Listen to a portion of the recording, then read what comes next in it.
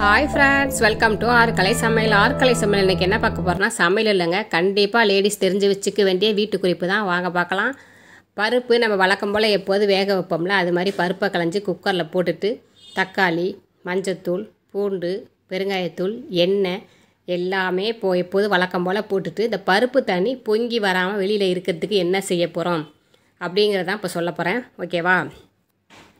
நம்ம என்னென்ன சேர்க்குறீங்களோ அது எல்லாத்தையும் சேர்த்துருங்க. நான் சேர்க்குறது எல்லாமே சேர்த்துட்டேன். சேர்த்ததுக்கப்புறம் என்ன செய்யலாம், சின்ன கிண்ணம் இருக்குது பாருங்கள், சில்வர் கிண்ணம் சின்னதாக எடுத்து அந்த பருப்பு தண்ணிக்குள்ளே போட்டணுங்க.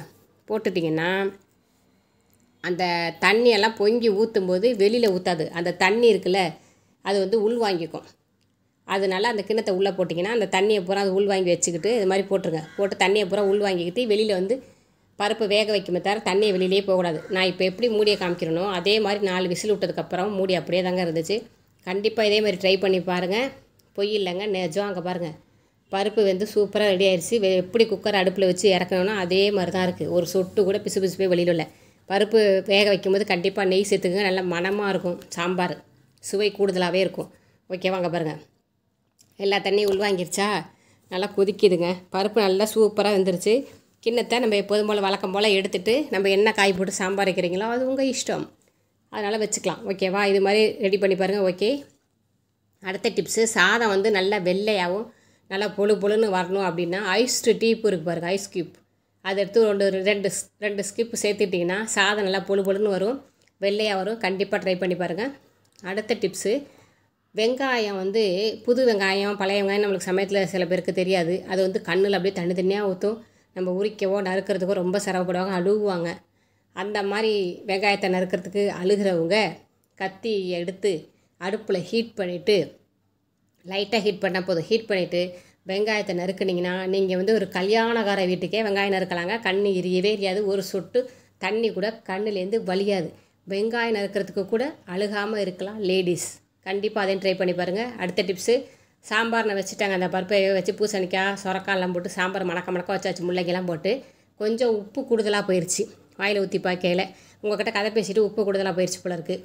அதனால என்ன செய்யலான்னு யோசிச்சு பார்த்தா, அதில் வந்து உருளைக்கிழங்கு தோலை சீவிட்டு, சீவாமையோ ஒரு சின்ன உருளைக்கிழங்கு 4 துண்டாக வெட்டி அதில் போட்டோன்னு வச்சுக்கோங்களேன், அவங்க போட்டிருக்க உப்பை பூரா குடிச்சிருவாங்க.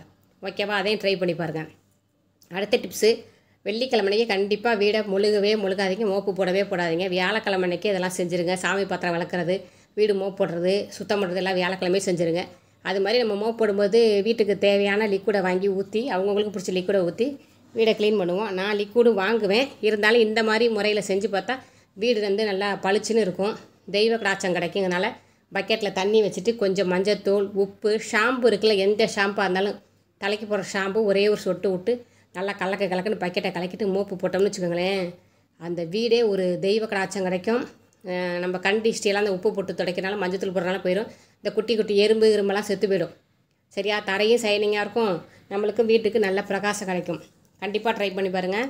நல்லா அப்படியே தர பளிச்சு நம்ம முகம் பார்க்கலாம், அந்த அளவுக்கு இருக்குங்க பளிச்சுன்னு. கண்டிப்பாக இதையும் ட்ரை பண்ணி பாருங்கள். அடுத்த டிப்ஸு, லேடிஸு கண்டிப்பாக சமைக்கும் போது தீக்காயம் ஏற்பட்டுரும். இது எல்லா இடத்துலையும் நடக்கிறது தான். இந்த பாருங்கள், எனக்கு எவ்வளோ பெரிய காயம், குக்கர்கிட்ட கையை தெரியாமல் வச்சுட்டேன், சுட்டுருச்சு. டக்குன்னு என்ன செஞ்சேன், இட்லி மாவு எடுத்து பூசிட்டேன். இதே மாதிரி பூசிக்கலாம், பேஸ்ட் இருந்தாலும் போட்டுக்கலாம். கண்டிப்பாக அந்த குறிப்பெல்லாம் உங்களுக்கு பயனுள்ளதாக இருக்கும். இன்னும் ஒரே ஒரு டிப்ஸ் இருக்குது, அதையும் சொல்லிடுறேன். கண்டிப்பாக லேடிஸுக்கு வந்து கிச்சனில் நிற்கும் போது கால் ரொம்ப வலிக்குங்க. நம்ம அதிக நேரம் நிற்கிறதே கிச்சனில் தான். கால் மேட்டு இருக்குல்ல, டோர் மேட்டு, அந்த மேட்டை போட்டு அது மேலே இன்னும் சமைங்க. இல்லாட்டி செப்பல் போட்டுக்கிட்டு சமைங்க. இது ரெண்டையும் கண்டிப்பாக ட்ரை பண்ணி பாருங்கள். நான் சொன்ன எல்லா குறிப்பும் லேடிஸுக்கு கண்டிப்பாக பயனுள்ளதாக இருக்கும்னு நினைக்கிறேன். வீடியோ பார்த்ததுக்கு தேங்க்யூ. ஓகே, பாய்.